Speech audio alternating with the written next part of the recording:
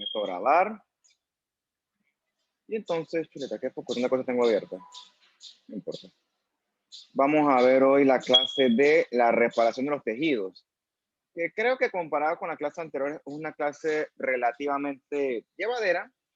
La información es bien difícil, es bastante, diría yo que abstracta, una palabra que aplica. Pero bueno, es importante conocer las bases de la inflamación y cómo ocurre para poder poner en práctica este tema, por ejemplo, la reparación de los tejidos y en adelante. Entonces, por eso es que este curso lo pueden considerar de algo acumulativo. La única forma que tú comprendas lo que vamos a ir viendo de ahora en adelante es teniendo las bases lo más sólidas posibles. Entonces, retomando lo que vimos en la clase anterior, la semana pasada, o esta semana, si no me equivoco. No, whatever. Las clases anteriores, resumámoslos en las clases anteriores. Por alguna razón, tus tejidos y tus células sufren lesión. Las causas de lesión son 1.400.000 y contando. Elige la que más te guste. Pero tú sabes muy bien que una vez que tus tejidos se lesionan y la inflamación hace su trabajo en eliminar al agente ofensor, el que más te guste, tus tejidos vuelven y se regeneran o se reparan dependiendo del tipo de tejido que esté siendo afectado en ese momento. Si nosotros no contáramos con ese mecanismo, pues tú si te cortas y te quedas forever cortado, sangras, te infectas y te mueres. ¿Me explico? O sea, si no fuera gracias a la reparación del tejido, pues nuestras heridas jamás sanarían. Y eso usted sabe por su propia experiencia que eso no es así. Entonces, una vez que tu tejido sufre lesión, por la razón que más te guste, las células remanentes, o sea, las que no se lesionaron, van a proliferar, ¿okay? Van a comenzar a ensamblar nuevamente el tejido que se dañó, o mejor dicho, van a ensamblar un nuevo tejido para reemplazar ese tejido que se dañó. ¿Y cómo la célula sabe que tiene que hacer eso? Bueno, porque recibe órdenes, o más que órdenes, recibe señales de los factores de crecimiento. O sea, una vez que la inflamación cesó o se acabó y hay que reparar el tejido, los factores de crecimiento aparecen y estos factores son una señal que le indican a esas células que quedaron que tienen que comenzar a repellar, a comenzar a reparar el tejido. Entonces, ¿cuáles son estas células? Ok, antes un ejemplo, ¿no? Ponte que en tu casa, casualmente esa ventana que está ahí atrás tiene una rajadura. Tengo que arreglarla, yo sé que tengo que arreglarla, la cosa es que no tengo ni tiempo. Bueno, la plata sí la tengo, pero whatever. Entonces, yo sé que tengo que arreglarla, ¿ok? Entonces, pero ¿cómo sé que tengo que arreglarla? Porque yo vi la rajadura. O sea, yo capté la señal de que hay un problema. Si yo no veo que está rajada, porque la raja ponte que es muy chiquita o es muy abajo o es muy periférica, como usted quiera, entonces un día lo que va a debutar es la ventana rota. Entonces, yo capté que hay un problema y al yo captar que hay un problema, yo lo puedo reparar. Lo mismo ocurre en tu cuerpo. Tu cuerpo detecta que hay daño al tejido y seguido del daño hay inflamación y seguido de eso tu cuerpo sabe que tiene que reparar el tejido. Eso se logra gracias a las señales provenientes de los factores de crecimiento. Entonces, ¿qué células reciben esta señal de que hay que reparar y proliferar? Bueno, tú sabes que cuando tú te cortas, hay células a la periferia que quedan sanas todavía. Entonces, esas son las células remanentes que se van a encargar de proliferar para poder regenerar ese tejido. Cuando te cortas, el mismo ejemplo, tu endotelio se lesiona, tus vasos sanguíneos. Entonces, el endotelio también tiene que proliferar. ¿Por qué? Porque ese tejido en reparación necesita aporte sanguíneo. Es como, por ejemplo, si tú haces una mezcla de cemento, necesitas el cemento, la arena, las piedras. ¿Y qué más necesitas? Agua. Entonces, lo que tú haces es tirar una manguera desde allá hasta acá, porque necesitas el agua. Entonces, en ese sentido, tus células necesitan aporte sanguíneo. Entonces, necesitan crear tuberías que lleven la sangre hasta ese sitio y lo logran gracias a la proliferación del endotelio. Endotelio vascular es como una redundancia. Endotelio es endotelio. Entonces, y también proliferan los fibroblastos. Los fibroblastos son como el cemento. Los fibroblastos lo que hacen es sintetizar colágeno, que al final del día ese colágeno lo que hace es generar lo que conocemos a grandes rasgos como una cicatriz, ¿no? De la forma más sencilla posible. Entonces tú tienes un tejido normal, se lesiona por la razón que tú quieras, llega la inflamación, ahorita vamos a ver qué es esto de tejido de granulación, y finalmente el defecto se reemplaza por un tapón de colágeno, que es una cicatriz. El mejor ejemplo que se me ocurre es, por ejemplo, el vidrio no aplica porque el vidrio hay que cambiarlo todo. Ojalá se pudiera reparar la rajita y ya no hay que cambiarlo todo. Tu pared se raja en tu casa. Entonces tú no es que vas a tumbar la pared abajo y vas a hacer una nueva. Digo, puedes hacerlo si quieres. Si quieres puedes hacerlo. Pero lo que tú haces es que la repellas, ¿no? La repellas, le pones cemento, tu mezcla ahí, después la aplanas y después la pintas. O sea, eso es lo que ocurre más o menos en una cicatriz. No es que el tejido se reemplazó todo. El defecto se reemplazó por una cicatriz. Creo que ese ejemplo aplica mejor. Entonces, ¿qué ocurre con esto que estoy hablando yo de la proliferación de las células? ¿Ok? Ciertas células tienen mucha o alta capacidad de proliferar, mientras que otras células tienen capacidad intermedia y hay otras que definitivamente pues no proliferan. Entonces, dependiendo de la capacidad que tenga la célula de proliferar, de una forma proporcional, asimismo el tejido va a tener la capacidad de repararse. Por ejemplo, tejidos que tienen alta capacidad de proliferación son, por ejemplo, los epitelios. Por ejemplo, su piel, que es epitelio tipo escamoso. Usted se corta y a los días se cicatrizó y su piel queda casi como nueva y tú ni te diste cuenta. Lo mismo ocurre, por ejemplo, en tu estómago, que cuando tú comes secreta ácido clorhídrico, entre otras cosas.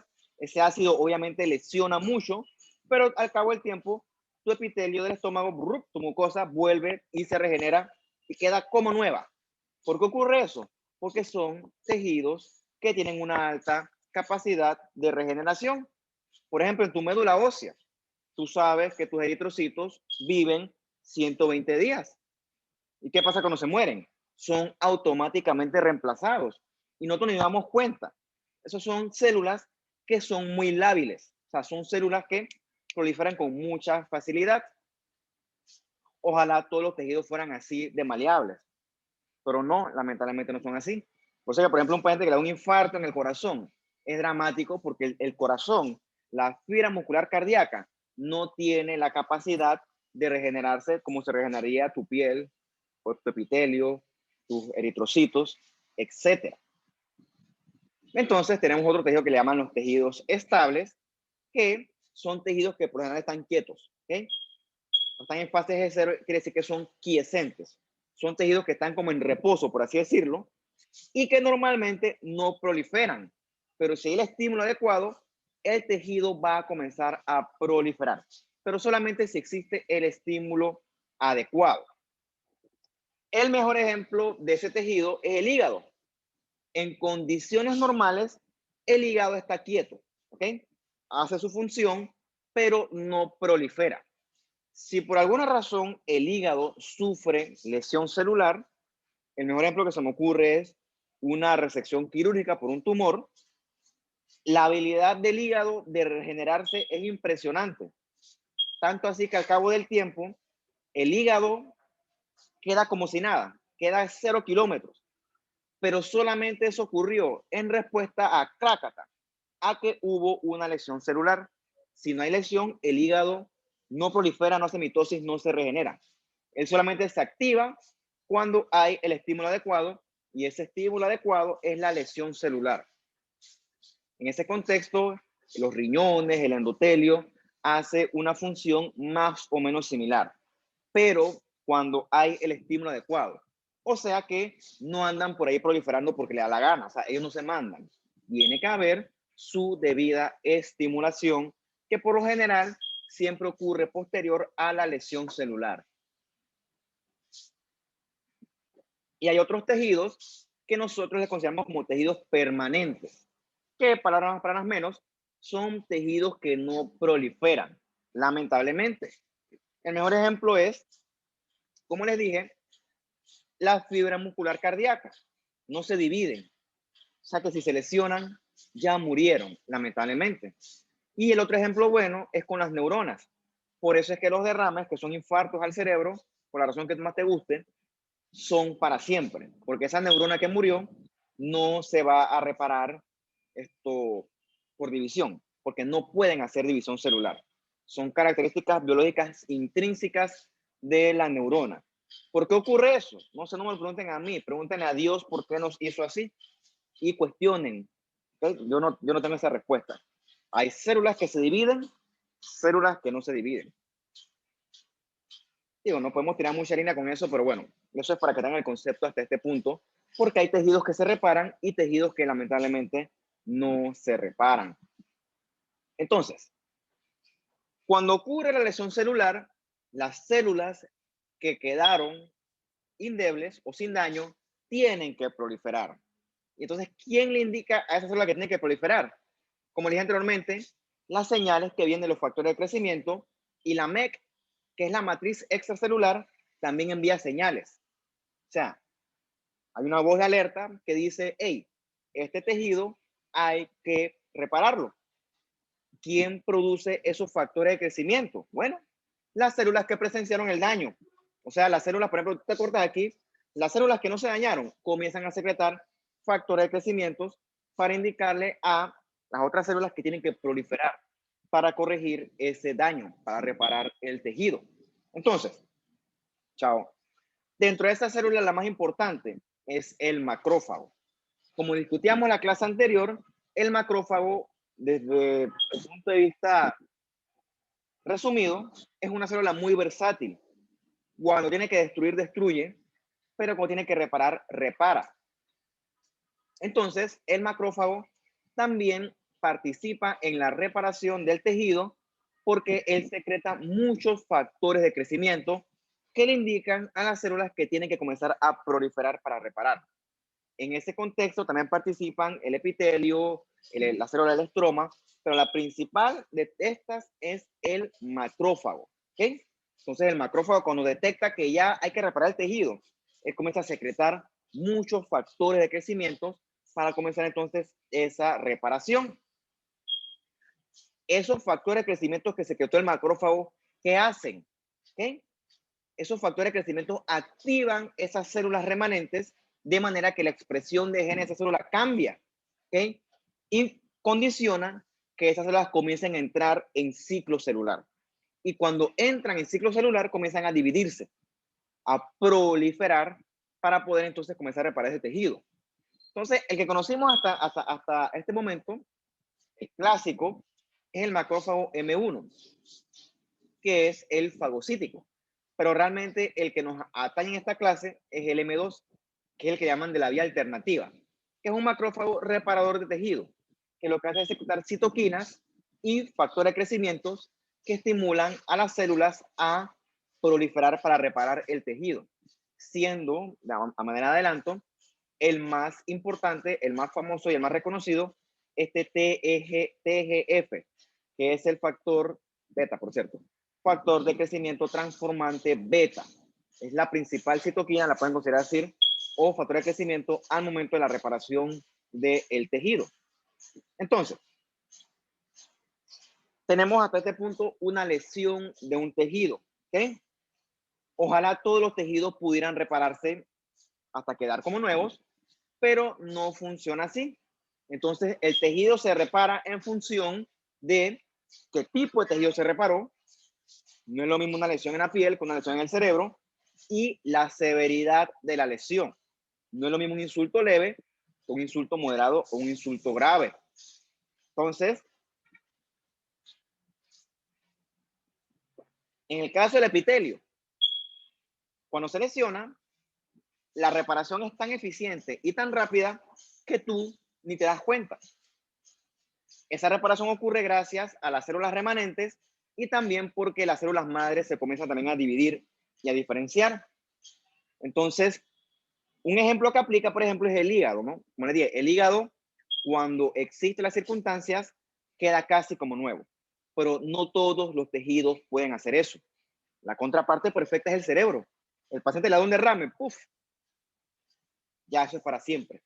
Tú puedes darle terapia, tú puedes darle soporte, pero esa función cerebral que se perdió no se va a poder, por parte de esas neuronas, ellas ya murieron. Después podemos hablar de la plasticidad neural o neuronal, pero lo cierto es que desde el punto de vista biológico, eso que está ahí murió. Sí es cierto que tú puedes reclutar axones, puedes reclutar otras neuronas, pero la que murió, murió. ¿ya? La que murió, murió y punto. Entonces no es lo mismo resonarte la piel que lesionarte el corazón o el cerebro o etcétera. Tira línea.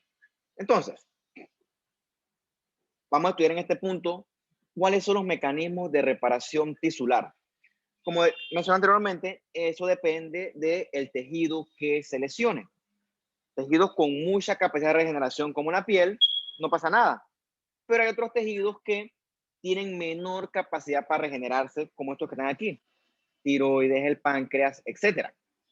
La mejor manera de entender esto es con ejemplos, ¿no? Por ejemplo, un paciente que tenía un tumor en el riñón, cuyo manejo es quirúrgico. O sea, hay que hacer la nefrectomía. Entonces, al paciente le quitaron el riñón. ¿Qué ocurre? El riñón que quedó es un riñón, entre comillas, sano, lo que hace es tener una respuesta compensatoria. Entonces, ese riñón que era pequeñito crece, hace hipertrofia e hiperplasia y crece para compensar esa función renal que se disminuyó producto de la extirpación quirúrgica del otro riñón, de su hermanito. Entonces, eso es una adaptación a esa injuria, a esa lesión celular. Eso también, o sea, se ve cómo esto se correlaciona con lo que habíamos visto nosotros en la clase anterior. Entonces, el tejido se puede reparar si definitivamente queda algo de tejido residual luego del daño. O sea, por ejemplo, eso es como si tú me dijeras a mí, tu casa, tú la puedes remodelar si, por ejemplo, las paredes y el techo quedaron intactas. Ya será la cuestión de limpiar y reemplazar las cosas de adentro. Pero si tu casa se derrumbó toda, por ejemplo, no sé, una crecida del río y la casa se derrumbó toda, o sea, ya no tienes que repararla, tienes que comenzar a hacerla de cero. Entonces eso es lo que ocurre en tu cuerpo más o menos. Si todo se derrumbó y se dañó, bueno, ahí no se repara. Ahí entra en otro paso. Pero si sí quedó algo de tejido sano, ese tejido puede proliferar y reparar. Como le dije, ¿no? Si todo el tejido fue lesionado, entonces no podemos regenerarlo y entonces lo que sí sobreviene es la cicatrización. Que la cicatrización tapa el defecto, pero les adelanto que pierde la función el órgano afectado. Ese es el arma de doble filo. Bien.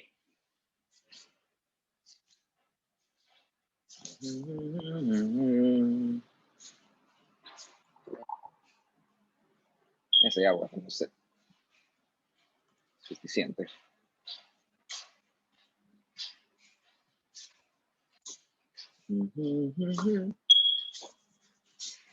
Entonces, a la hora de esta clase de la regeneración, siempre nosotros vamos a hablar del hígado, porque el hígado es un órgano chuleta, que es impresionante cómo él trabaja.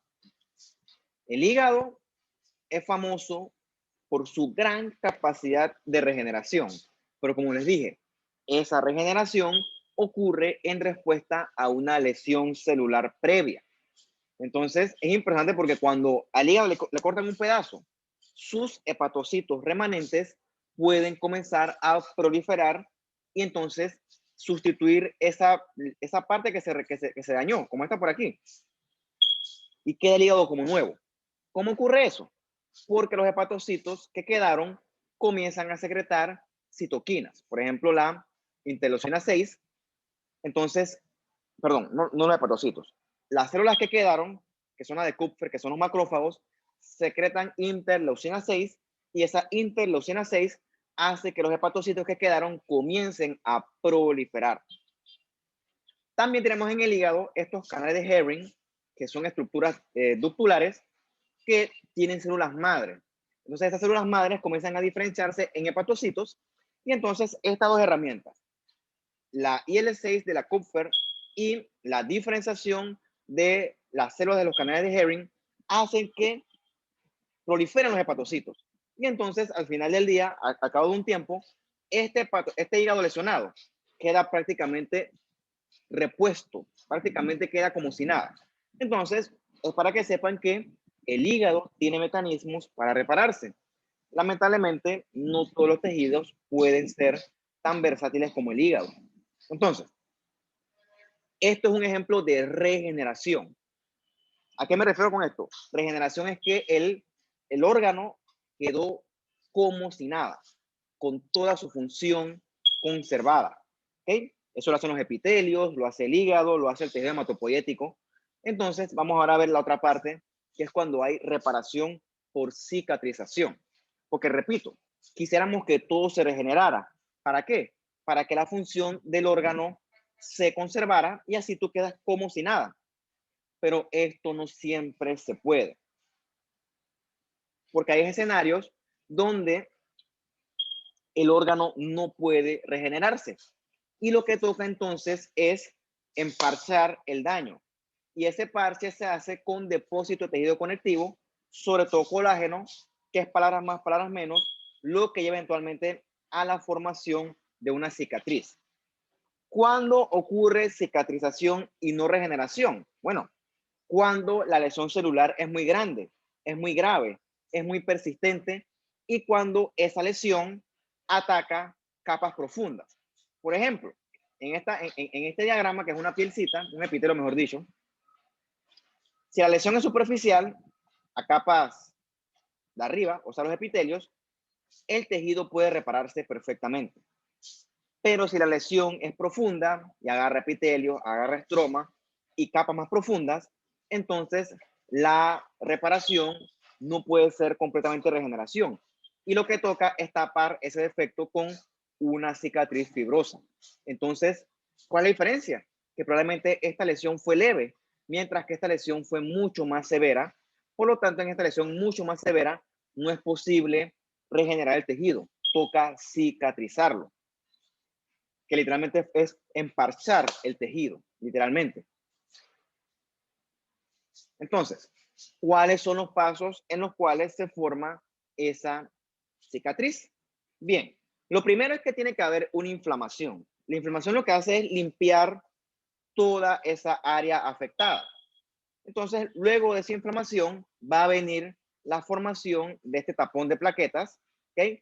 Eso va a detener el sangrado y entonces en ese punto va a haber proliferación con remodelación del tejido. ¿Okay? Aquí se lo menciona de manera de introducción, pero esos pasos vamos a ir abordándolos uno por uno a lo largo de nuestra clase. Entonces, el primer paso para que se forme una cicatriz es que tiene que haber inflamación.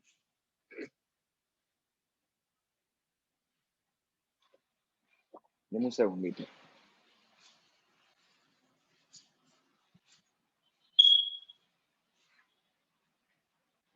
Ah, hay una grabación.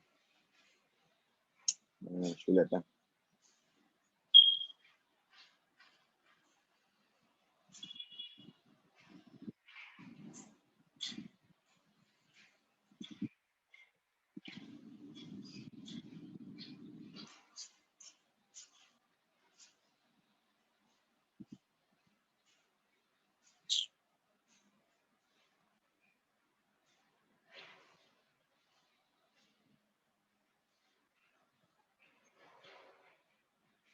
Perfecto.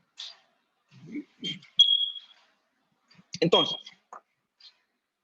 lo primero que se forma, o mejor dicho, el primer paso para la formación de la cicatriz es que tiene que haber inflamación. La que más te guste, porque ya tú sabes que la inflamación depende del tipo de lesión. Así que puede ser tanto aguda como crónica, whatever. Tú sabes que eso ocurre gracias a la quimiotaxis que atrae a los leucocitos y entonces esto, por así decirlo, lo que estaba causando la lesión celular se elimina en condiciones ideales. Estoy considerando que esto es ideal. La cosa es que el agente ofensor se fue. La inflamación hizo su trabajo. Entonces, una vez que quedó limpia el sitio de lesión, se quedó limpiecito, no hay bacterias, no hay células muertas, entonces los macrófagos agarran y son como unos capataces, o sea, son como los maestros de obra, los jefes de obra. Entonces los macrófagos, como dice aquí esta segunda línea, tercera mejor dicho, son los protagonistas de la reparación del tejido. Porque como usted sabe, los neutrófilos y los M1 macrófagos, los clásicos, son fagocitadores, ¿ok? Eso lo conocimos en la clase anterior. Mientras que el macrófago M2, que es el que está acá, tiene todas estas funciones. Es antiinflamatorio, esto tiene una respuesta TH2, tiene función en regulación inmune, que al final del día es un macrófago que está dictado o dictaminado a reparar el tejido, porque entre varias cosas que hace también secreta factores de crecimiento que van a ayudar a reparar ese tejido. ¿Qué les quiero decir yo? Si la inflamación es deficiente, nunca vamos a poder reparar el tejido. Eso es como que tú no limpiaras tu casa. O sea, tú tienes que limpiar tu casa, porque si no la basura se va a comenzar a acumular y no vas a poder vivir ahí. O sea, es imposible comenzar a reparar algo antes de limpiar. Y esa limpieza, entre comillas, la logra una inflamación eficiente. Bien, digamos que llegó la inflamación y todo quedó lo más limpio posible. Luego de eso viene la proliferación celular. Eso ocurre más o menos en unos 10 días. En la proliferación celular, entonces, las células que quedaron comienzan a dividirse y comienzan entonces a intentar tapar ese defecto. ¿Qué células comienzan a proliferar? Bueno, el epitelio, en el caso de que el epitelio fuera lesionado, ¿ok? El epitelio responde a los factores de crecimiento que secretó el macrófago y entonces llegan al sitio de lesión y comienzan como a tapar la herida, ¿ok? Como hacer como una especie de parche. También usted sabe que el endotelio y las células del vaso, las células vasculares, comienzan a proliferar para generar nuevos vasitos, como esto que tú ves aquí, ¿no? ¿Por qué? Porque estos nuevos vasitos van a permitir proveer mayor aporte metabólico y gaseoso para que el tejido pueda proliferar. O sea, es como la mezcla de cemento. Necesitas el agua. La única forma de tener el agua es tirar una manguera, una tubería hasta ese sitio. Entonces, en ese sentido, el endotelio prolifera para poder proveer nuevos vasitos en ese tejido que se está intentando reparar. Y también a este sitio llegan los fibroblastos. Los fibroblastos, como dice la palabra yo, fibro. Los fibroblastos tratan de producir colágeno. La intención de eso, no tratan, producen colágeno. La intención de eso es producir el cemento que al final del día es lo que va a tratar entonces de reparar ese tejido, de formar ese tapón de cicatriz, ¿ok? Entonces, esa mezcla de inflamación, ¿ok? Con neutrófilos, con mononucleares, esa mezcla de vasos proliferando, se llama angiogénesis, y también con fibroblastos y colágeno, esa mezcla de tejido inflamatorio que está tratando de reparar el tejido de forma colectiva, eso se llama tejido de granulación.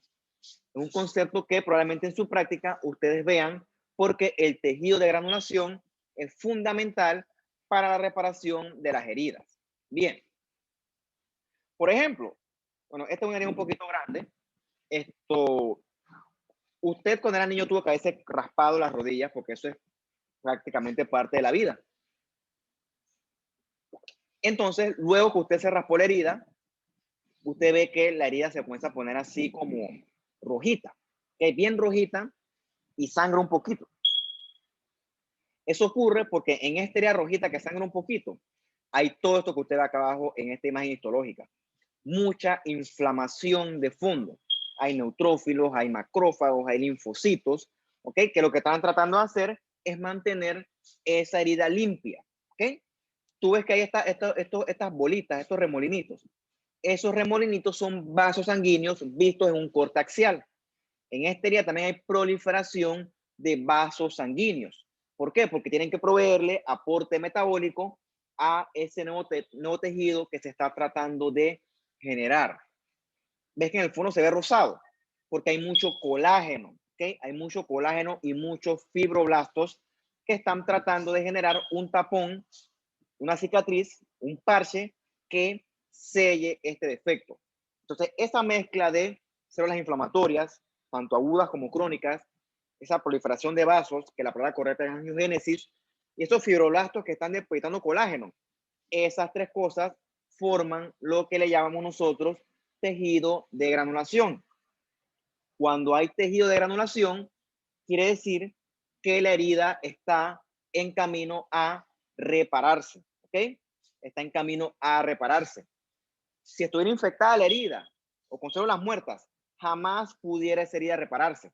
Por eso es importante la presencia de células inflamatorias. Por eso es importante que esta herida hay que mantenerla limpia. Agua, jabón, etcétera. Cubrirla si viene el caso. Una cosa importante es que esto blanquito aquí, eso no es pus, eso es fibrina. ¿Okay? Esa fibrina la vamos a ver después nosotros, es que la gente se la arranca, que es como pegajosita. Esa fibrina está tratando también de reparar esa herida. Entonces, quitarse esto, eso es malo, ¿okay? Porque tú le quitas esa fibrina y tu cuerpo tiene que volver a comenzar todo de vuelta. ¿Cuál es el problema? Que usted tiene que haberlo vivido, ¿no? Cuando usted se raspa, eso ahí está inflamado y usted sabe que con una inflamación, tus mastocitos secretan histamina, ¿ok? La histamina, entre otras cosas, produce esa picazón, ese prurito. Entonces la gente lo que hace es rascarse las heridas, la gente me incluye porque eso pica bastante, y sin querer queriendo lo que hace es tirar abajo todo el trabajo que tu cuerpo está tratando de diligentemente cumplir. Pero importante es que sepan que esto no es pus, eso es fibrina que está tratando de sellar ese defecto, ¿no? Entonces, es para que tengan el concepto de tejido de granulación. Eso es importante sobre todo los pacientes estos que tienen heridas en los pies diabéticos, ¿ok? Que se les coloca un aparato que se llama el VAC, Vacuum Assisted, sí, no me acuerdo, porque eso lo voy a poner interno, ya yo de grano no veo eso. Vamos a buscarlo. VAC se llama, VAC. Back injuries. ¿Qué vacuna de qué? Ay, qué tontería. Ajá. Vacuum Assisted Wound Closure. Lo que hace el VAC es hacer una especie de vacío que al final del día favorece la generación de tejido de granulación. Cuando hay tejido de granulación, eso indica que la herida está en camino a ser reparada. ¿Okay? Busquen, se llama VAC, VAC en mayúscula. Entonces, una vez que se generó ese tejido de granulación, ahí las células están proliferando mucho, ¿ok? Entonces, en ese punto, los fibroblastos están secretando mucho colágeno. ¿Qué ocurre? Ese colágeno que están secretando, por así decirlo, es desordenado, ¿ok? Entonces, ese colágeno tiene que reorganizarse. O sea que la cicatriz tiene que remodelarse para generar una cicatriz estable. Por ejemplo, si tú vas a tapar una grieta en la pared, no es que tú tiras el cemento y ya. No, no, no. Tú tienes que repellarlo para que tu pared quede lo más estable posible. No es que tú tiras el cemento y quede eso así ya, no. Tienes que repellarlo y pintarlo. O sea, no es que la cicatriz se quede así como es aquí, ¿no? Tu cuerpo tiene que remodelarla porque esta cicatriz no es estable. La cicatriz se puede volver y romperse. Entonces, esa estabilización se logra gracias al proceso de remodelación de la cicatriz. Dependiendo del tamaño de la lesión inicial, puede ser cortita, de 2 a 3 semanas, pero si la lesión es muy grande, por ejemplo, un paciente quemado grande, puede durar hasta meses, ¿ok? Entonces, esa reparación de la herida, que en este caso es la piel, usamos el ejemplo de la piel porque es el ejemplo clásico, puede ser por primera intención, ¿ok? Eso ocurre cuando son lesiones chiquititas y bien controladas, ¿okay? Con daño mínimo. El mejor ejemplo se da cuando es una incisión quirúrgica, una lesión que tú puedes considerar limpia y controlada. Además está decirles que ese no es el ejemplo clásico. El ejemplo clásico ocurre en una reparación por segunda intención, que es para heridas más grandes, en la cual se forma una mezcla entre regeneración y cicatrización. Entonces, es lo que ocurre, ¿no? Ocurre la lesión celular, llegó la inflamación, entonces los vasos se lesionan, llegan las plaquetas forman un tapón plaquetario que evitan que siga eso sangrando, se limpió el agente ofensor gracias a la inflamación y entonces se formó el tejido de granulación. Ese tejido de granulación comenzó a secretar colágeno gracias a los fibroblastos, hasta que eventualmente se deposita esa cicatriz de tejido fibroso. Dependiendo del tamaño de la lesión, el proceso puede durar desde semanas hasta meses, ¿ok? Dependiendo de el tamaño, el sitio y el mecanismo de lesión. Pero esencialmente eso es lo que ocurre.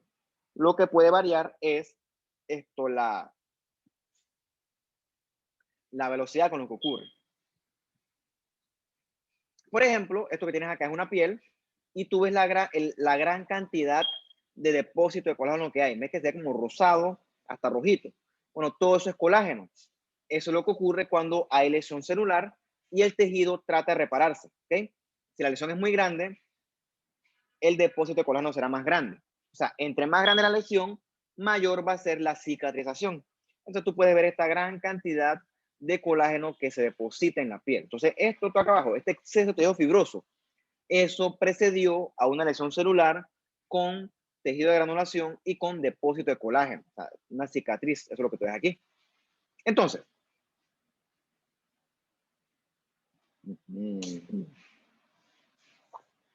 dijimos que un elemento importante de la formación de la cicatriz es la angiogénesis, o sea, la producción de nuevos vasos a partir de vasos preexistentes. La angiogénesis es fundamental en la reparación de los tejidos, pero también es importante en otras áreas. Por ejemplo, cuando hay isquemia, la angiogénesis es importante para generar colaterales. Por ejemplo, si este es mi corazón, no tengo cosas aquí para usarlo. Se está en la cosa. Si este es mi corazón y esta es mi arteria, el encendedor si esta arteria se bloqueó, mi corazón se va a quedar sin aporte sanguíneo. Pero si hubiera angiogénesis, se puede generar un nuevo vaso que corra por acá y entonces se forma como un bypass, que se forma una otra vía de circulación, de manera que la arteria bloqueada se salte y mi corazón sigue estando irrigado. Entonces, la angiogénesis favorece ese desarrollo de circulación colateral, que es fundamental en los sitios de isquemia. A manera de adelanto, la angiogénesis también es fundamental cuando se forman los tumores, porque los tumores son masas que crecen y para crecer requieren aporte sanguíneo. Y ese aporte sanguíneo se forma gracias a la angiogénesis, ¿ok? Entonces la angiogénesis es buena, pero también puede ser mala, ¿ok? En este caso esto, ¿ves? Es un tumor que crece y el tumor hábilmente se genera su propia red de vasos, ¿ok? Entonces de manera de adelanto, es un mecanismo fundamental que el tumor puede emplear para crecer. Entonces, si nosotros supiéramos cómo funciona la angiogénesis, pudiéramos, por ejemplo, manipular la generación de colaterales, en el caso de pacientes con aterosclerosis, de manera que podemos evitar un infarto, porque sí, la arteria se obstruyó, pero si yo tiro un vaso colateral, entonces no pasa nada, el corazón sigue irrigado. Lo otro que puede ser útil es, si yo tengo un tumor, lo que hago es suprimir la angiogénesis. El tumor puede ser lo más malo que quiera, pero sin aporte sanguíneo, él no puede hacer nada, no crece. ¿Okay? Eso es otra cosa importante a considerar sobre la angiogénesis. Carajo. Entonces,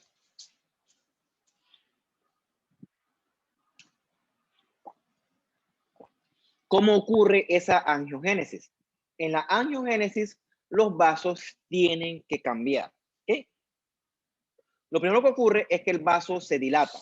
Eso ocurre en respuesta al óxido nítrico, que es un vasodilatador por excelencia, y también ocurre porque la permeabilidad vascular aumenta gracias a este factor de crecimiento, que es el factor de crecimiento vascular endotelial.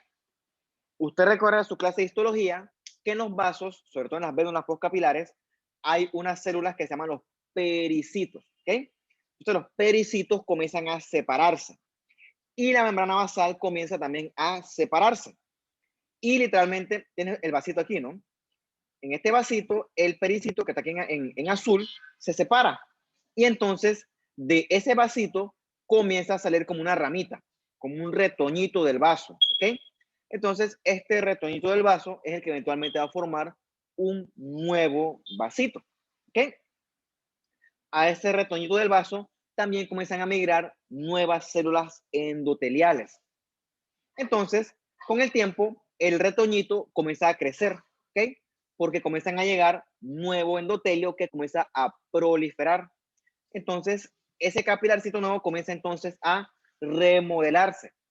Comienzan a aparecer aquí nuevos pericitos, nuevo músculo liso, hasta que eventualmente el vasito se comienza a remodelar todo. Entonces, como lo ves aquí, ¿no? Ya es un vaso con su endotelio, con su músculo liso y con su membrana basal y con sus pericitos. Entonces, ves cómo se formó a partir de un vaso preexistente este vasito nuevo. O sea, así es como se forma la angiogénesis. Todo eso ocurrió gracias a el proceso de generar un vaso nuevo a partir de un vaso preexistente. Gracias a esto, ¿no? A un factor de crecimiento, que es el factor de crecimiento vascular endotelial. Bien, quizás el más importante, pero hay otros factores de crecimiento que estimulan este proceso de angiogénesis. También tenemos el factor de crecimiento de fibroblastos, que estimula la migración y proliferación de células endoteliales. También tenemos este PDGF, que es el factor de crecimiento derivado de plaquetas, que lo que hace es que en ese vaso se deposite su matriz de tejido conectivo, de manera que sea un vaso estable, ¿ok? También favorece la reclutación de músculo liso.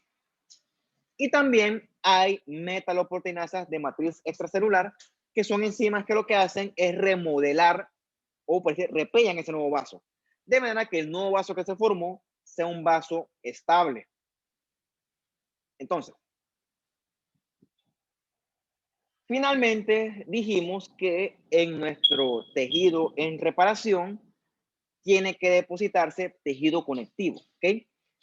Tejido conectivo que es colágeno, que esencialmente secreta el fibroblasto. Entonces, este proceso ocurre esencialmente en dos pasos. El primero es que al sitio de lesión tienen que llegar los fibroblastos y comenzar a proliferar. Y también tiene que la matriz extracelular comenzar a depositar proteínas propias de la matriz, glucosaminoglicanos, protoglucanos, glucoproteínas multiadhesivas, de manera que aquí se genere una cicatriz fibrosa estable. ¿Cómo se genera esto? Bueno, gracias a las citoquinas y gracias a los factores de crecimiento, en el cual el más importante es este TGF-beta. Repito, el factor de crecimiento transformante beta. ¿Quién orquesta toda esta secreción de mediadores? Nuestros amigos, los macrófagos M2, ¿ok? Son la principal fuente de secreción de factores de crecimiento. Entonces, vamos con unos 2 minutos aquí y seguimos, ¿no? 2 minutos y ya.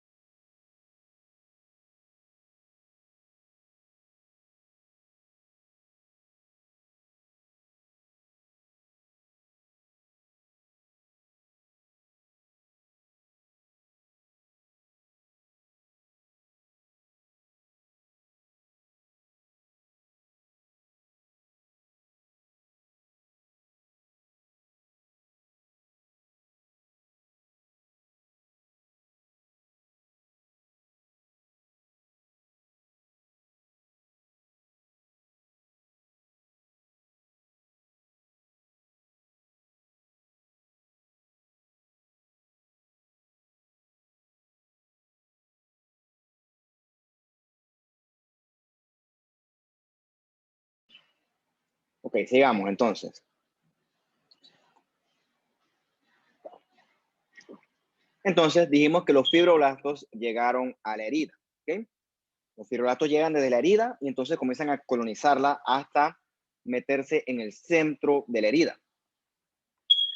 El fibroblasto es una célula que, de forma muy resumida y muy atinada porque es cierto, simplemente secreta colágeno. En ese punto, algunos fibroblastos comienzan a diferenciarse en una célula que se llama el miofibroblasto. El miofibroblasto lo que tiene es función contráctil. Entonces, lo que hace el miofibroblasto es agarrar los extremos de la herida y aproximarlos. Si lo quieren ver desde el punto de vista práctico, hacen una función similar a lo que haría una sutura. ¿Okay? Cuando tú te cortas y te cosen, lo único que hace la sutura esa es agarrar la herida y aproximarla. Cuando aproximan los bordes de la herida, es mucho más fácil que la herida sane, porque estás reduciendo el tamaño de la herida. Es mucho más fácil reparar una herida pequeña que una herida grande. Entonces, en tu cuerpo, los miofibroblastos hacen un fenómeno similar. Agarran la herida de los extremos y progresivamente van acercándola hasta que se aproximen los extremos, como lo ves aquí, ¿no? Agarran y ¡vup! Eso es gracias a su propiedad contráctil, tienen filamentos de actina. Entonces, en ese sitio, aparte de hacer la contracción de la herida, el fibroblasto y el miofibroblasto también secretan mucho colágeno. ¿Okay? Ese colágeno, repito, es el cemento de la cicatriz. Es el principal componente de la cicatriz. ¿Okay? Entonces, como les dije, ¿no? El factor de crecimiento transformante beta es la citoquina. En este caso pueden ser consideradas, es un mediador que puede ser denominado citoquina o factor de crecimiento. Desde el punto de vista práctico, pues aplican las dos. ¿Qué hace este factor de crecimiento? Él favorece el depósito y la síntesis de proteína por parte del tejido conectivo. ¿Okay? ¿Quién lo produce? Principalmente el macrófago M2. Gracias a esa síntesis de factor de crecimiento transformante beta, el macrófago M2 llama a los fibroblastos al sitio de la herida.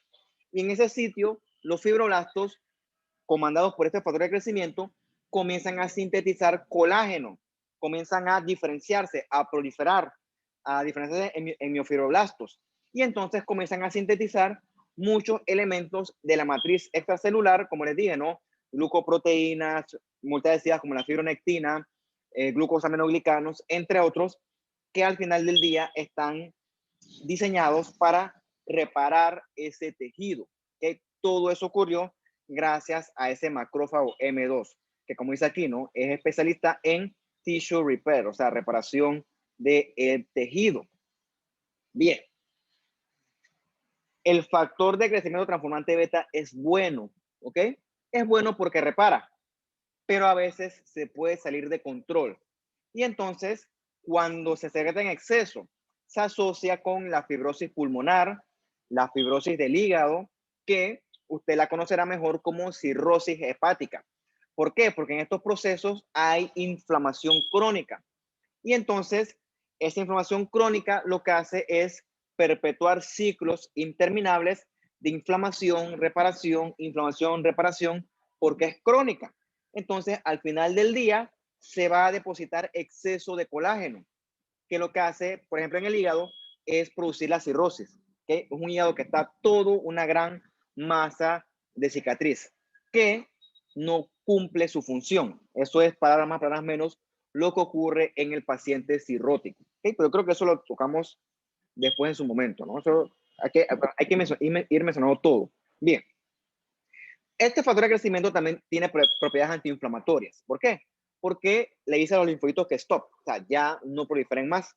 ¿Ok? Entonces también favorece la reparación y no la inflamación.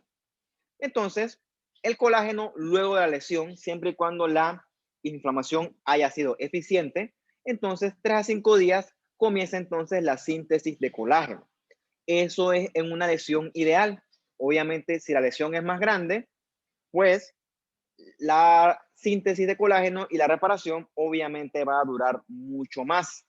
Entonces tienes la lesión, llegó el tejido de granulación con angiogénesis, etcétera, y entonces se formó aquí la cicatriz de colágeno.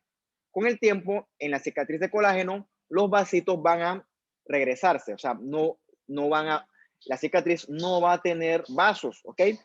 Por eso es que se le considera un tejido avascular, ¿ok? Un tejido avascular o no vascular. Bien, entonces una vez que se generó nuestra cicatriz, ella tiene que remodelarse. Cuando la cicatriz esta se remodela, aumenta la fuerza, ¿ok? ¿Ok? Y también hay que hacer que se contraiga. ¿Cómo se remodela la cicatriz? ¿Cómo se aumenta la fuerza? Sintetizando un colágeno más grande y también formando enlaces cruzados entre el colágeno. O sea, es como decir, por ejemplo, no es lo mismo reparar una grieta en la pared solamente con cemento, eso no sirve para nada, tiene que hacer una buena mezcla, ¿no? Con arena, con cemento, con agua. Si la mezcla no es buena, la reparación no va a ser buena. Lo mismo ocurre con nuestras cicatrices, que la mezcla tiene que ser buena. El colágeno tiene que ser del bueno, para que el tejido se pueda reparar de la forma más eficiente posible. Entonces, en el ejemplo más ideal posible, que puede ser una herida bien suturada, el tejido que está reparando alcanza su tope de 70-80% de fuerza más o menos en 3 meses. ¿Ok? Eso es en situaciones lo más ideales posibles. Entonces, con el tiempo, la cicatriz tú ves que se va achicando, ¿no? Y eso ocurre gracias a la metaloproteinasa de matriz. O sea, la cicatriz como que se repella. Eso ocurre gracias a estas enzimas. No siempre ocurre así. Ahorita veremos cuándo ocurre eso. Entonces, esas enzimas, o sea, esas metaloproteinasas de matriz, son secretadas por leucocitos, ¿ok? Por células de la inflamación. ¿Cuáles vemos aquí? Por ejemplo, las colagenasas, gelatinasas, que lo que hacen es degradar el exceso de colágeno.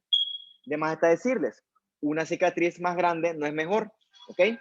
La cicatriz tiene que ser eficiente, fuerte, pero más grande no es mejor. Por eso es que hay que irla repellando. Y eso ocurre gracias a estas colagenasas, entre otras. Entonces, entre esas metaloproteinasas, también hay factores que las inhiben, ¿ok? Tienen que existir en un buen balance. Entonces, el balance entre metaloproteinasas y los correspondientes inhibidores hace que la herida tenga un tamaño y características ideales. O sea, ni muy grande ni muy chiquita. Y lo suficientemente fuerte posible. Bien. ¿Cómo tú ves una cicatriz? Por ejemplo, esto que está acá es una muestra de cavidad oral con su epitelio escamoso estratificado no queratinizante. Aquí ves las glándulas submucosas y esto rosado que tú ves aquí, eso es depósito de tejido conectivo. Eso es una cicatriz. ¿Qué tú ves aquí? Fibroblastos, ves mucho colágeno, por eso es que esté rosado, y también puedes ver ciertos componentes de tejido elástico y depósito de componentes de la matriz extracelular.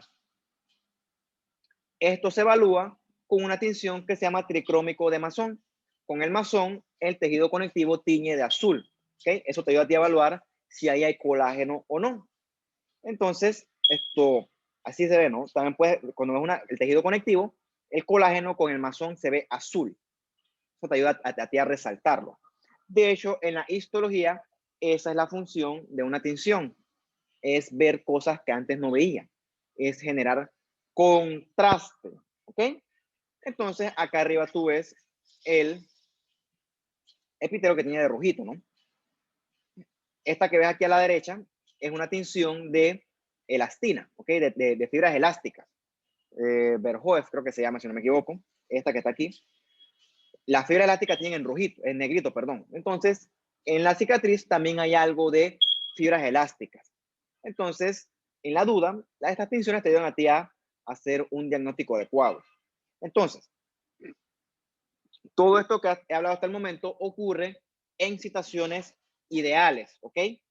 Una cicatriz que se reparó en condiciones ideales, pero no siempre es así. Hay factores que intervienen y alteran el proceso de reparación. Por ejemplo, una infección persistente. ¿Por qué? Porque la infección persistente prolonga la inflamación y un tejido infectado jamás se va a poder reparar adecuadamente. El mejor ejemplo que se me ocurre es el pie diabético. El pie diabético está tan constantemente infectado que al final del día, la solución es hacer la amputación, o sea, porque es un tejido que no es posible repararlo por métodos conservadores. Por ejemplo, en los pacientes diabéticos, ¿ok? Los pacientes diabéticos tienen 1.400.000 factores que le evitan reparar adecuadamente sus tejidos. Los estudiaremos en su clase respectiva, pero les adelanto que, por ejemplo, el diabético tiene una enfermedad de pequeños vasos. Los vasos, al ser enfermos o al ser ineficientes, van a tener una inflamación deficiente. ¿Por qué? Porque tú sabes que las células inflamatorias viajan en los vasos. Si los vasos son ineficientes, la inflamación va a ser deficiente, entre otras cosas. Por ejemplo, en la desnutrición, por ejemplo, en los pacientes con deficiencia de vitamina C, el famoso escorbuto, que después conoceremos, el colágeno se sintetiza inadecuadamente. Otro buen ejemplo es el paciente que consume muchos corticoides. Los corticoides son hormonas con muchas funciones. Una de esas funciones es antiinflamatoria. Lo revisaremos en la clase de los órganos endocrinos. El corticoide inhibe el factor de crecimiento transformante beta. De más está decirle que si tú lo inhibes, todo lo que hemos discutido hasta el momento va a ser ineficiente. Por ejemplo, un factor mecánico. Yo tengo una herida aquí y yo me la paso jalándome la herida, molestándomela. Jamás se va a poder reparar. Eso es lo que llaman dehiscencia de herida. O sea, yo estoy cortando aquí y me la paso rascándome y molestándome la herida. Jamás se va a reparar. Otra cosa que me altera es una perfusión pobre. ¿Qué es una perfusión pobre? Que el aporte sanguíneo es ineficiente. Ocurre, repito, en los diabéticos y en la aterosclerosis. Y definitivamente altera el sitio de lesión. Repito, no es lo mismo una lesión en el cerebro que en la piel, y el tipo de lesión. No es lo mismo una cortadita de 2 centímetros a una cortada de 10 centímetros o más. No es lo mismo. Entonces, vamos un poquito de qué ocurre, la parte patológica, qué ocurre cuando la cicatrización es anormal. Un buen ejemplo ocurre con estas úlceras venosas. ¿Qué ocurre? Esas úlceras venosas ocurren porque la circulación venosa es ineficiente. Eso se ve sobre todo en ancianos. ¿Y por qué ocurre esto? Porque su retorno venoso con el tiempo va disminuyendo. Porque las válvulas venosas tienen dificultad para regresar la sangre de vuelta al corazón. Esos elementos se complican, por ejemplo, con enfermedad tipo varices venosas. En la varice venosa, la vena está tortuosa, dilatada. Eso dificulta que la sangre retorne al corazón adecuadamente. Y también en la falla cardíaca. En la falla cardíaca, el corazón puede tener dificultad para recibir la sangre. O sea que la sangre se queda estancada en el resto del cuerpo. Uno de los sitios que se queda estancada la sangre es acá, en las venas, ¿ok? Entonces, en ese sitio, la parte de oxígeno va a ser muy pobre, ¿ok? Entonces, en ese sitio, estas úlceras van a tener dificultad para sanar. ¿Por qué? Porque el aporte sanguíneo está afectado. Son úlceras de difícil manejo, muy dolorosas, muy molestas, se sobreinfectan, etc. ¿Por qué ocurre esto? Porque el aporte sanguíneo es ineficiente. O sea, para que entiendas por cómo el aporte sanguíneo, sin aporte sanguíneo no hay reparación. Esto es como pretender hacer una mezcla de cemento sin agua. Imposible. Otro ejemplo es en la contraparte arterial, las úlceras arteriales, cuyo mejor ejemplo es con la diabetes. Repito, en la diabetes hay enfermedad de los vasos. Entonces, sobre todo los vasos arteriales. Entonces, esos vasos arteriales no van a poder llevar adecuadamente el aporte sanguíneo a donde se requiere. Entonces, el diabético va a tener estas úlceras horribles. Todo esto aquí está infectado. Eso es un tejido que no sirve, está desvitalizado. Entonces, producto de esa enfermedad de los vasos, la sangre no llega y el tejido no se repara. Otro ejemplo con el que tú puedes estar familiarizado ocurre en la ultradepresión, sobre todo en los pacientes que están encamados mucho tiempo. Paciente encamado, un paciente que dio un derrame y el señor o el individuo ya no puede caminar. ¿Qué ocurre? En ese paciente los huesos hacen presión contra los tejidos blandos. El mejor ejemplo es el hueso sacro. El hueso sacro hace presión contra los músculos de la región esa, el tejido subcutáneo, dermis y epidermis, y al hacer presión aprieta los vasitos y entonces a ese sitio no llega sangre. O sea que el tejido afectado va a sufrir isquemia porque el señor no se mueve, ¿ok?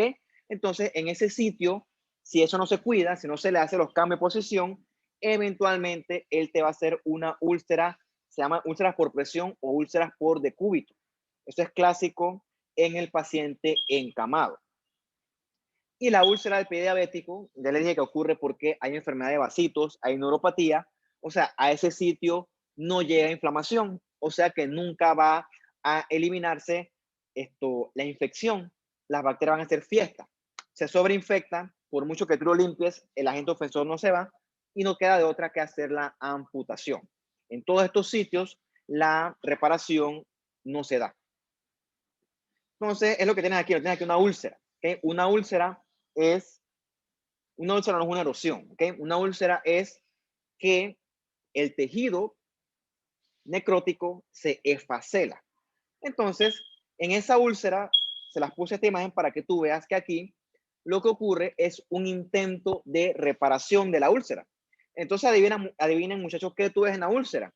Tú ves en la úlcera mucha inflamación, ves muchos vasitos y también ves muchos depósitos de tejido conectivo, o sea, colágeno, por muchos fibroblastos.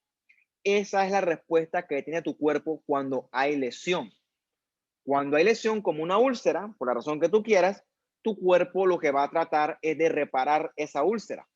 Por lo tanto, el hallazgo morfológico que tú encuentras en una úlcera es tejido de granulación. ¿Por qué? Porque el cuerpo está tratando de intentar de reparar esa úlcera. Eso es lo que tú encuentras en situaciones normales, controladas. En esto no ocurre eso, porque en estas situaciones no se puede retirar la infección, ¿ok? O no se puede corregir el aporte sanguíneo. Entonces, la cicatrización va a ser o anormal o simplemente no va a haber cicatrización. Entonces, si le pregunto en el examen yo, ¿cómo se traduce una úlcera del punto de vista morfológico? Cuando me morfológico es cómo se ve en un microscopio. Se ve como tejido de granulación. Bien. La contraparte es la cicatrización excesiva. ¿Por qué? Porque se secretan excesos de los componentes de la cicatriz. El ejemplo clásico es con lo que usted conocerá como queloides y también como cicatrices hipertróficas. Parecido, pero no es lo mismo. La primera que vemos es la cicatriz hipertrófica. En la cicatriz hipertrófica se secreta un exceso de colágeno. ¿Qué ocurre? La cicatriz puede crecer mucho. Tú ves aquí muchos miofibroblastos, ¿ok? Eso ocurre cuando la cicatriz agarra planos más profundos. Tú verás cicatriz hipertrófica en una herida grande, ¿ok? Es prácticamente inevitable. Mientras que la que sí es un poquito, quizás conocen, es el queloide, ¿no? El queloide son estas bolas, estas masas que son cicatrices que, ¿qué es lo que hacen? Crecen más allá de sus límites originales, crecen demasiado y son sobre todo comunes en gente de raza negra. ¿Okay? Es una cicatriz exagerada. ¿Y por qué ocurre? Porque se deposita exceso anormal de colágeno más allá de los límites originales. Bueno, ¿por qué ocurre esto? Bueno, porque hay predisposición genética, etcétera, que ocurre más que todo en personas negras. Eso yo lo he visto, por ejemplo, en personas que se perforan las orejas, por alguna razón, el piercing no pegó y entonces el tejido cicatriza y se forman unas bolonchonas. ¿Okay? Son queloides y repito, son sobre todo comunes en personas negras. No son tumores, no son malignos, no hacen nada más que ser estéticamente no agradables. ¿Ok? Entonces, ¿cuál es el problema? Esto lo curan, lo operan y cuando lo operas, tú vuelves y generas lesión celular. Entonces, probablemente a donde lo operaste, el dermatólogo o el cirujano plástico o el que sea, es probable que se genere otro queloides, o sea que recurren mucho. Y otra cosa que sí me gustaría que ustedes habláramos en unos talleres es las contracturas. Las contracturas se dan cuando la cicatrización de la herida es exagerada. Eso tú lo ves en los pacientes grandes quemados. O sea, ponte que si a mí se me quema todo el tronco y la espalda, con el tiempo, si todo sale bien, mi herida sana, pero la piel queda contracturada y entonces el paciente tiene una dificultad marcada para poder movilizar las extremidades, ¿ok? Entonces eso ocurre porque la cicatrización es demasiado exagerada. Esto me parece que es un tema interesante que pudiéramos discutir en el taller, ¿no? Porque eso es, parece que se le fue mucha terapia porque el tipo queda todo contracturado, o sea, pobrecito. Y la otra, finalmente, contraparte, ocurre en los órganos, ¿no? Los órganos, cuando hay mucha inflamación, también pueden cicatrizarse en exceso. Cuando hablamos de los órganos, nos referimos en este contexto como fibrosis. ¿Okay? La cicatrización del órgano es fibrosis y se da porque hay una lesión persistente. Por ejemplo, una infección de larga data o una reacción autoinmune que eso va a ser forever. Entonces tu cuerpo lo que va a tratar es de reparar ese defecto. Pero recuerden algo, el defecto no se va porque es una cosa crónica. Al final hay tanto daño que el órgano queda prácticamente todo reemplazado por tejido fibroso. O sea, hay fibrosis, ¿ok? El mejor ejemplo es la cirrosis del hígado, que es una fibrosis. O sea, el hígado queda todo reemplazado por tejido fibroso. El mayor protagonista de esto es el factor de crecimiento transformante beta. ¿Okay? Hay un ciclo interminable de reparación, daño, reparación, daño, reparación, daño, que al final termina reemplazando todo el órgano por fibrosis y se pierde la función del órgano. Entonces, ya con esto termino. Entonces, muchachos, ¿tienen dudas, preguntas, comentarios, curiosidades? Profe, yo le iba a preguntar acerca de la perfusión pobre. Es que no logré apuntar como a qué se refería. Que la perfusión pobre, ok, vamos primero con lo normal. Lo normal es que tus arterias lleven sangre a tus tejidos. Eso es una perfusión adecuada. No tienes que apuntarlo porque tranquila, yo igual le subo las clases a YouTube. O sea, no te estreses por eso. Tus arterias son competentes para llevar sangre de forma adecuada a tus tejidos. ¿Qué ocurre? Hay enfermedades donde hay afectación de los vasos, afectación de las arterias. El mejor ejemplo que se me ocurre es, por ejemplo, vamos a saltar la diabetes en la ateroesclerosis. En la ateroesclerosis, el vaso comienza a obstruirse por la placa de ateroma. De más está decirte que en ese vaso obstruido, la perfusión, o sea, la sangre, no va a pasar con tanta libertad como normalmente lo haría con un vaso normal. O sea que en ese corazón llega menos sangre con el tiempo. O sea que con el tiempo la perfusión va a disminuir. Y entre más crezca la placa, mayor va a ser el daño a la perfusión. O dicho de otras palabras, entre más crezca la placa, menor va a ser la perfusión. Entonces, si hay menos perfusión, la reparación del tejido va a ser ineficiente, porque si hay menos perfusión, no va a poder llegar a ese tejido ni la inflamación, ni los fibroblastos, no va a poder haber angiogénesis, ¿ok? Y saltando al corazón, eso es lo que ocurre en el pie diabético. La persona que es diabética, luego de años de ser diabético, ocurren las complicaciones crónicas. Una complicación crónica clásica es la enfermedad vascular, ¿ok? Sobre todo los pequeños vasos. Entonces, el paciente diabético va a tener un aporte inadecuado de sangre a sus tejidos periféricos. O sea que la perfusión va a ser inadecuada. O sea que su inflamación va a ser inadecuada y su reparación del tejido va a ser inadecuado. Por eso que el paciente que le da un pie diabético, eso es un dolor de cabeza que al final del día es altamente probable que termine en la amputación. No es que pie diabético es amputación, pero es altamente probable. Es lo que yo he visto en la práctica. Porque son heridas de muy difícil manejo. ¿Por qué? Porque la perfusión es pobre, por lo tanto la inflamación y la regeneración y la reparación del tejido también va a ser pobre. Y en todo ese interín, la bacteria, el sucio, etcétera, lo que más te guste, está en este pie diabético haciendo fiesta, literalmente. ¿Qué más? Bueno, profe, esta no es una pregunta exactamente de la clase, sino más bien le iba a consultar algo de mi charla que tengo para el lunes. No hay problema. Ajá. Mi tema es acerca de la adaptación celular. Sí, Entonces, en cuanto a la metaplasia, estaba viendo nuevamente las clases, ¿no? Entonces sí. quería buscar como de los ejemplos, porque nos mandó a buscar tanto fisiológicos como patológicos. Entonces, en las Ah, fisiológicas, investigando, encontré tanto la metaplasia ósea y la del endocérvix. Entonces quería saber si correcto. es...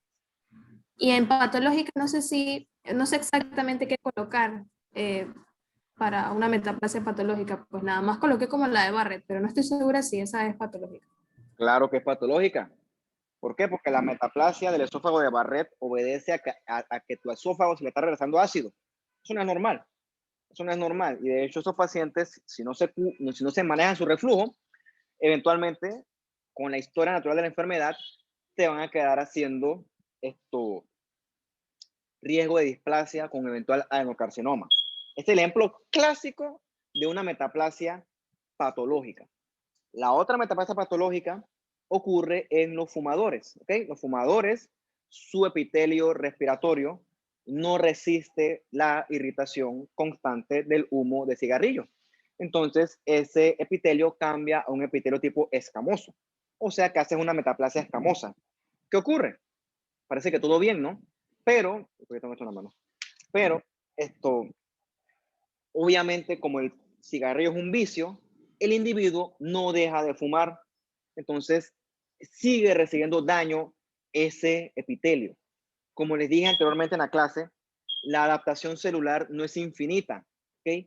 Tiene límites y cuando tú sobrepasas esos límites, el cuerpo se sale de control.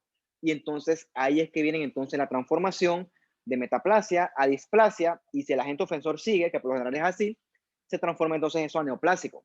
Por eso es que el cigarrillo o el tabaquismo es el principal factor de riesgo para los carcinomas de células escamosas de pulmón y vía aérea superior, inferior, etc.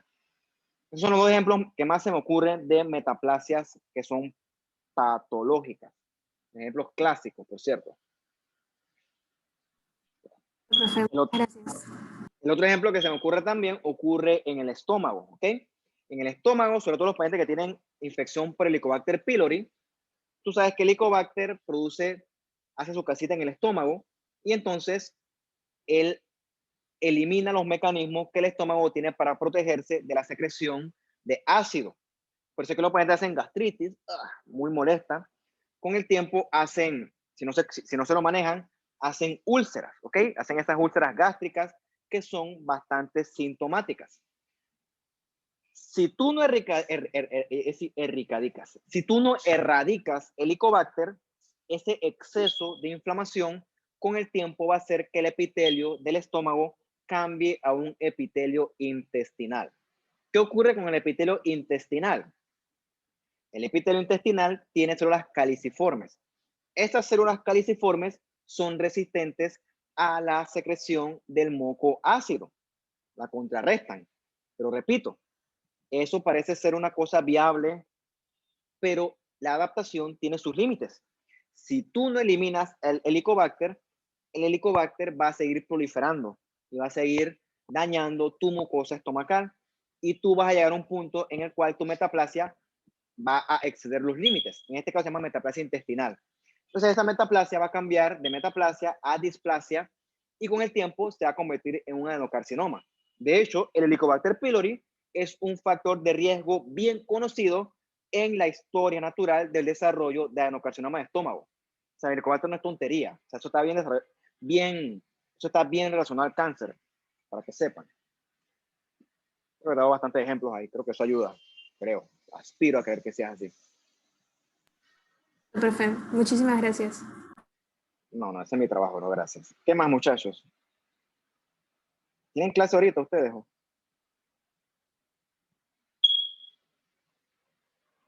No, profe, esta es la única clase que vamos a tener que dar. Bueno, yo sí tengo que ir al hospital, así que los dejo para que sean con sus actividades y les adelanto que por favor háganme llegar las diapositivas, ¿ok? Cumplan con esa parte de la regla del juego, porque no pierdan puntos en tonterías, ¿ok? O sea que traten de cumplir con eso. Si hace falta corregirles, les corrijo y ya. ¿Okay? Entonces estén pendientes de eso, por favor. Entonces, Profe, antes de que cierre, nada más para recordarle que nos envíe los temas a los otros dos grupos. sí, no se me olvidó, lo que pasa es que estoy full enredado y tranquilo, no se me olvida. Ok, gracias. Gracias por recordarme. Entre más me acuerdan, más pendiente estoy. Voy a tratar, hoy es viernes, mira, hoy tengo que hacer un examen de una vaina que estoy cogiendo, una maestría. Me tiene harto eso, por cierto. A mí me costé hacer unas tareas. Yo porque le estoy cortando mis problemas. Bueno, el punto es que estoy enredado. Pero no se me olvidó, sorry. Yo lo voy a hacer. Así que esto... Vale, entonces, el sábado. Ay, me comprometo y después no lo hago. Bueno, dejémoslo que lo voy a hacer y se los hago llegar, ¿ok? Entonces, chao, hasta luego, cuídense y sorry por la demora. Bye, cuídense. Sí, perfecto. Chao, chao.